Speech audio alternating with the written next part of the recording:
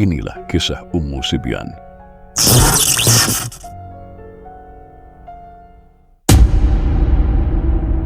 Pernahkah Anda mendengar tentang jin yang bernama Ummu Sibyan?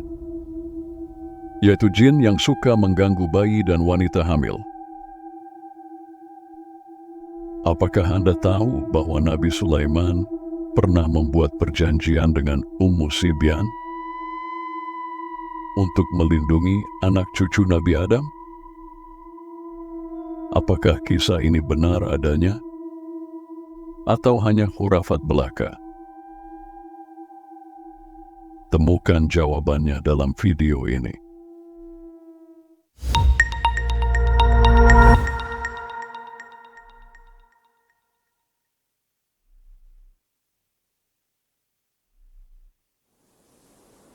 Pada suatu hari, Nabi Sulaiman alaihissalam sedang melakukan perjalanan bersama rombongannya, termasuk malaikat Jibril dan malaikat Mikail ikut dalam rombongan tersebut.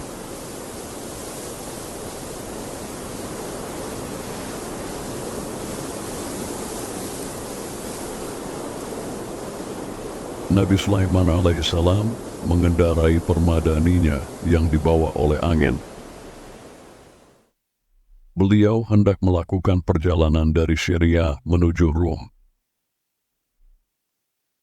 Di tengah perjalanan tersebut, Nabi Sulaiman alaihissalam beserta rombongannya dikejutkan oleh sesosok makhluk aneh yang menyeramkan.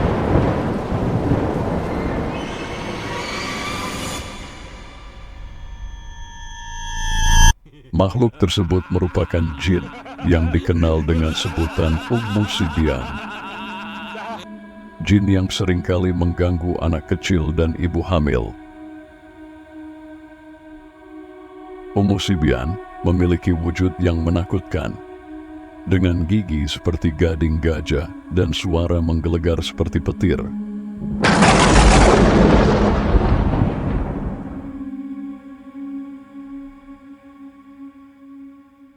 Badannya yang besar dan tinggi menjulang membuatnya tampak lebih menakutkan.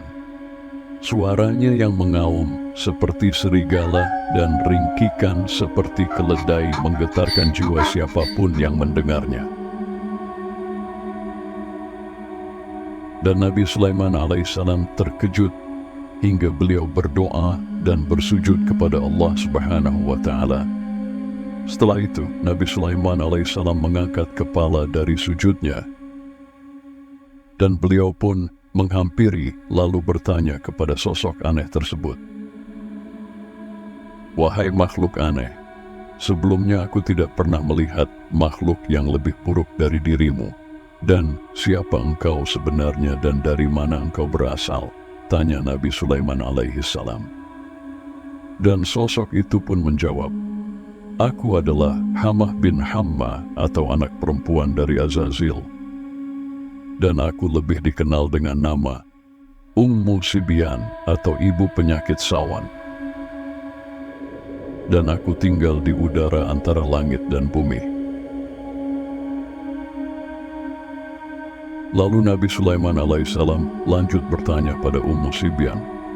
Beliau berkata, "Lantas, manusia seperti apa yang biasanya engkau ganggu, wahai Ummu Sibyan?" Ummu Sibyan menjawab, "Aku mengganggu manusia yang memiliki akhlak yang buruk.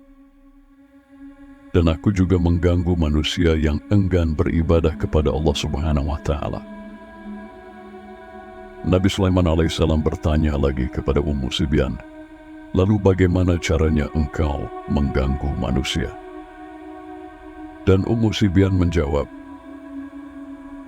"Aku masuk melalui aliran darah manusia, lalu masuk ke dalam urat nadinya.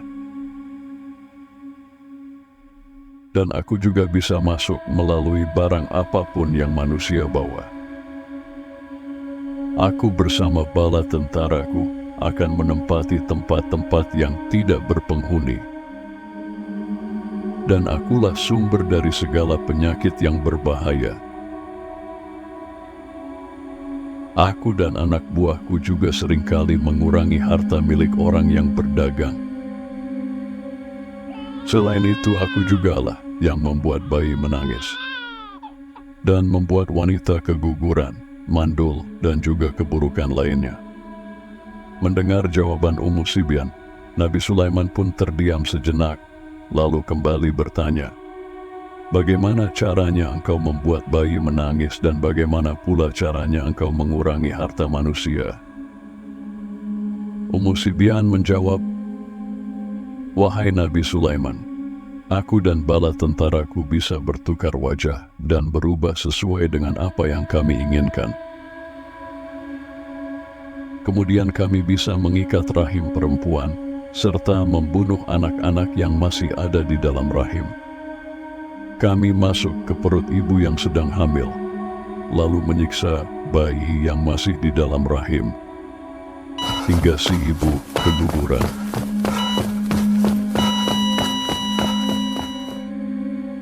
Kami pun mengganggu anak-anak kecil. Kami memukul wajahnya, memukul persendiannya, hingga memakan dagingnya, bahkan kami juga meminum darahnya.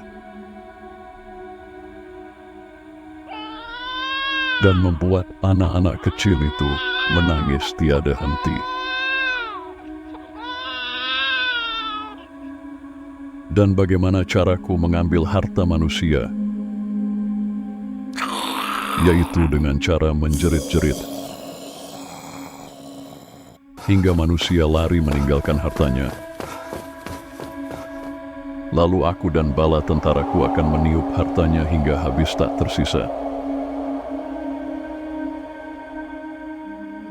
Setelah mendengar semua jawaban dari Ummu Sibyan, Nabi Sulaiman alaihissalam pun bergegas untuk mengikat Ummu Sibyan dan juga bala tentaranya dengan sebuah perjanjian. Nabi Sulaiman alaihissalam mengikat dengan perjanjian kepada Allah Subhanahu wa Ta'ala,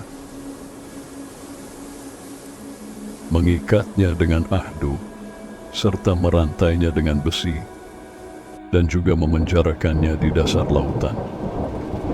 Di saat yang bersamaan, malaikat Jibril datang dan menyarankan kepada Nabi Sulaiman alaihissalam supaya membakar Ummu Sibyan.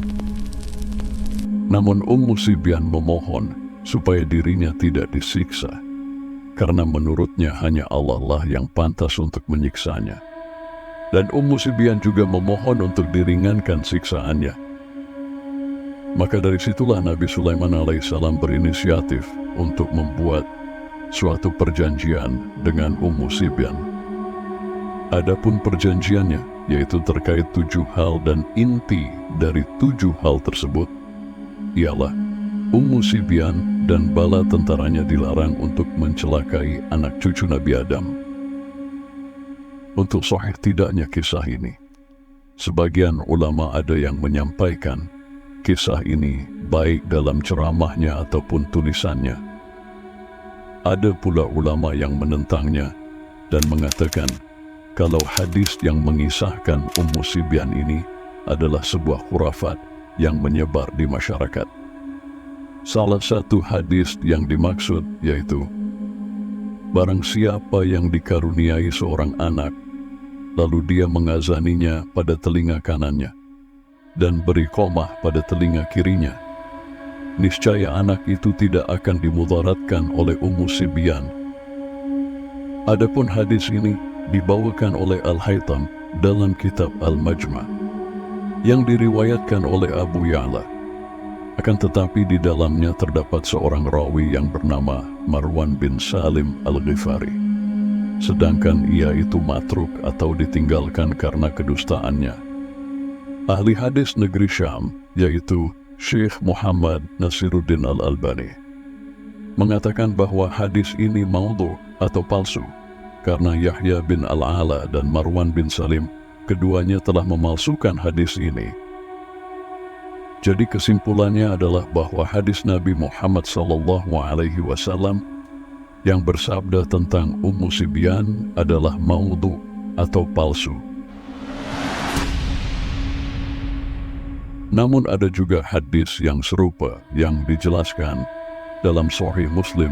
Rasulullah SAW bersabda, Jika sore hari mulai gelap, maka tahanlah bayi-bayi kalian. Sebab iblis mulai bergentayangan pada saat itu. Jika sesaat dari malam telah berlalu, maka lepaskanlah mereka. Kunci pintu-pintu rumah dan sebutlah nama Allah. Sebab setan tidak membuka pintu yang tertutup dengan menyebut nama Allah Subhanahu wa Ta'ala. Jadi itulah kisah perjanjian Nabi Sulaiman alaihissalam dan Ummu Sibyan. Semoga kisah ini bermanfaat. Kurang lebihnya mohon dimaafkan, karena kebenaran hanyalah milik Allah semata.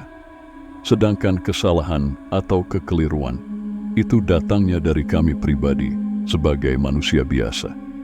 Wallahu a'lam bissawab. Kami akhiri dan sampai jumpa di kisah-kisah selanjutnya. Wassalamualaikum warahmatullahi wabarakatuh.